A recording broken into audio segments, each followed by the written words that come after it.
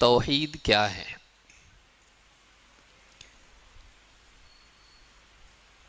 بہت سے لوگوں کے لیے یہ عنوان تعجب کا ذریعہ ہو سکتا ہے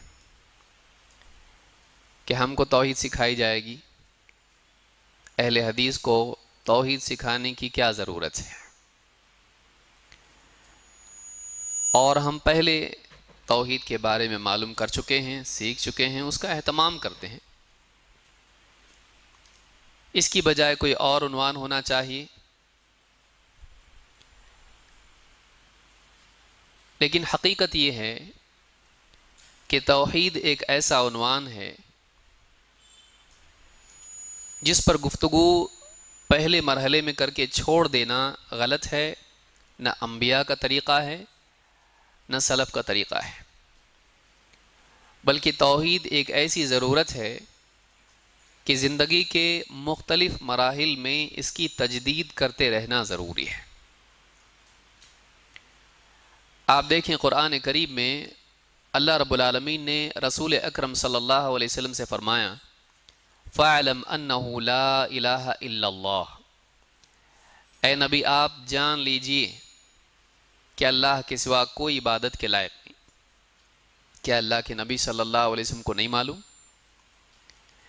لیکن اللہ رب العالمین نے اس آیت میں یہ حکم دے کر یہ بتلا دیا کہ توحید کے علم کا ہر انسان محتاج ہے،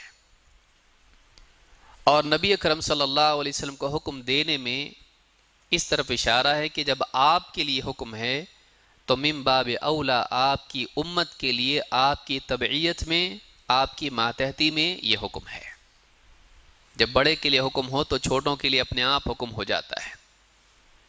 توحید سکھانے والے سے کہا جائے کہ توحید سیکھیے، توحید کے بارے میں جانیے، تو ظاہر بات ہے کہ ہمارا علم کیا ہے، ہم کو اس کی زیادہ ضرورت ہے۔ اسی طرح سے آپ دیکھیں گے کہ اللہ رب العالمین نے قرآن کریم میں ابراہیم علیہ السلام کی دعا سکھائی۔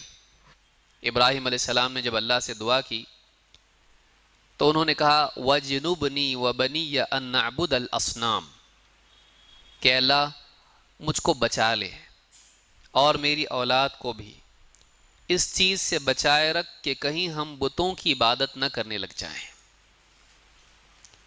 ابراہیم علیہ السلام کے بارے میں اللہ تعالیٰ نے صاف صریح کہا ہے وَلَمْ يَكُ مِنَ الْمُشْرِكِينَ، ابراہیم علیہ السلام مشرکین میں سے نہیں تھے۔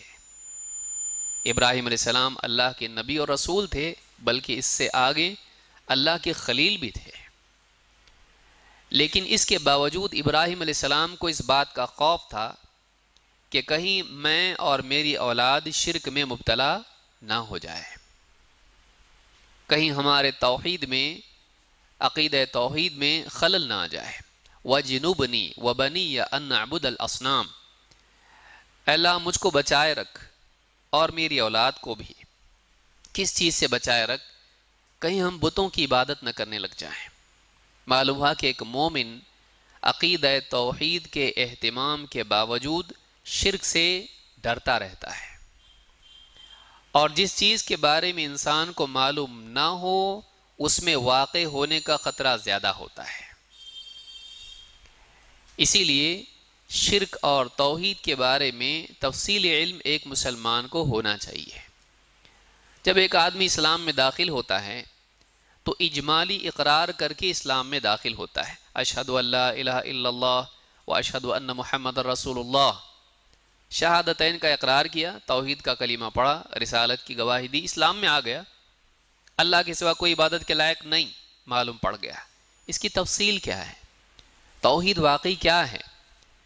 اس کو اگر تفصیل سے آدمی نہیں سیکھا زندگی بھر ایسے ہی رہتا ہے، اور بعض اوقات کم علمی کی وجہ سے وہ اپنے آپ کو توحید پر سمجھتا ہے، لیکن اس کی زندگی میں کھڑکی سے، پچھلے دروازے سے شرک آ جاتا ہے۔ ان الشیطان لکم عدو فاتخذوہ عدوا، شیطان تمہارا کھلا دشمن ہے، تم اسے اپنا دشمن ہی بنائے رکھو۔ تو شیطان انسان کی لا علمی کا فائدہ اٹھاتا ہے۔ آدم علیہ السلام کا قصہ آپ کو معلوم ہے، وہ ایک چیز جو منع ہے اس چیز کے بارے میں بھی تأویلات کر کے اس کا یہ مطلب نہیں ہے، اس کا یہ مطلب ہے، اور انسان کے دل میں غلط باتیں ڈال کر اس سے وہی کرواتا ہے جس سے اللہ نے منع کیا ہے۔ اس لیے اگر ہم کو تفصیلی علم اگر توحید اور شرک کے بارے میں نہ ہو، بہت ممکن ہے کہ ہم ایک چیز سے تو بچ جائیں لیکن دوسری چیز میں واقع ہو جائیں۔ اس لیے بھی ضروری ہے کہ ہم اس چیز کے بارے میں علم حاصل کریں۔ مزید یہ کہ آپ دیکھیں گے اللہ کے نبی صلی اللہ علیہ وسلم اپنے آخری وقت میں، وفات سے بالکل آخری وقت میں، وفات سے قبل آپ اللہ تعالیٰ سے ایک دعا کر رہے تھے۔ وہ کیا دعا تھی؟ وہ بد دعا تھی، وہ لعنت تھی۔ لعنت اللہ علی الیہود والنصارى اتخذوا قبور انبیائہم مساجد۔ اللہ کی لعنت ہو یہود و نصارہ پر، انہوں نے اپنے نبیوں کی قبروں کو سجدہ گاہ بنا لیا۔ اتخذوا قبور انبیائہم مساجد، انہوں نے اپنے نبیوں کی قبروں کو سجدہ گاہ بنا لیا، ان پر سجدہ کرتے تھے، یا اپنے اور قبلے کے درمیان قبروں کو لے لیتے تھے، ان کے احترام اور تعظیم کے طور پر اور توسل کے طور پر۔ معلوم ہوا کہ آخری وقت میں اللہ کے نبی صلی اللہ علیہ وسلم کی فکر یہ تھی کہ کہیں میری امت قبر پرستی میں مبتلا نہ ہو۔ آخری وقت میں اللہ کے نبی صلی اللہ علیہ وسلم کو امت کے بارے میں جس چیز کی فکر تھی وہ قبر پرستی ہے۔ اور آپ دیکھیں گے آج گاؤں شہر شہر مسلمانوں کا ایک بڑا طبقہ ایمان کے نام پر اور اللہ والوں کی تعظیم کے نام پر قبر پرستی میں مبتلا ہے۔ ان سے پوچھا جائے توحید ضروری ہے کہ نہیں؟ ہاں۔ شرک غلط ہے کہ نہیں؟ ہاں۔ پھر قبر پرستی یہ ایمان ہے، یہ دین ہے؟ کیوں؟ معلوم نہیں۔ وہ اس کو دین سمجھتے ہیں جبکہ وہ شرک ہے۔ قبروں پر قربانیاں، قبروں کے طواف، قبروں پہ سجدے، قبروں سے مانگنا، یہ ساری چیزیں آپ دیکھیں گے کہ آج مسلمانوں کے ایک بڑے طبقے میں یہ ہے۔ تو اس سے بھی معلوم ہوتا ہے کہ مسلمان ہونے کے باوجود ایک انسان اگر توحید کا علم حاصل نہ کرے شرک میں واقع ہو سکتا ہے، یہ مانتے ہوئے بھی کہ شرک غلط ہے، وہ شرک میں ہو سکتا ہے، علم نہیں۔ وَمَا يُؤْمِنُ أَكْثَرُهُمْ بِاللَّهِ إِلَّا وَهُمْ مُشْرِكُونَ۔ اللہ تعالیٰ نے فرمایا ان لوگوں میں سے اکثر کا حال یہ ہے کہ یہ اللہ پر ایمان رکھنے کے باوجود بھی مشرک ہیں، اللہ پر ایمان رکھنے کے باوجود بھی مشرک ہیں، اللہ کو مانتے ہیں لیکن شرک کرتے ہیں۔ ایسا ماننا کام نہیں دیتا ہے۔ آج مسلمانوں کے ایک بڑے طبقے سے آپ پوچھئے توحید کیا ہے، وہ کہے گا ایک اللہ کو ماننا۔ مشرکین کتنے اللہ کو مانتے تھے؟ ایک اللہ کو مانتے تھے، پھر وہ مشرک کیسے ہوئے اگر یہی توحید ہے تو اس سے معلوم ہوتا ہے کہ ایک بڑا طبقہ مسلمانوں کا ایسا ہے کہ جس کو توحید کے بارے میں صفائی کے ساتھ معلوم نہیں ہے۔ اس سے معلوم ہوتا ہے کہ توحید کا علم حاصل کرنا ضروری ہے، اور جو سمجھا ہوا نہ ہو وہ سمجھا نہیں سکتا ہے۔ آنے والا دور دعوت کا ہے۔ آج سیاسی حالات بدل رہے ہیں اور ممکن ہے شرک والی طاقتیں مسلمانوں کو کنفیوز کریں، خاص طور سے گاؤں دیہات پچھڑے طبقات ہیں، ان میں جا کر ایسی باتیں کریں کہ وہ سمجھیں ہاں ٹھیک ہے یہ بھی صحیح ہے، سب کا مالک ایک، سارے راستے ایک ہی منزل کی طرف جاتے ہیں۔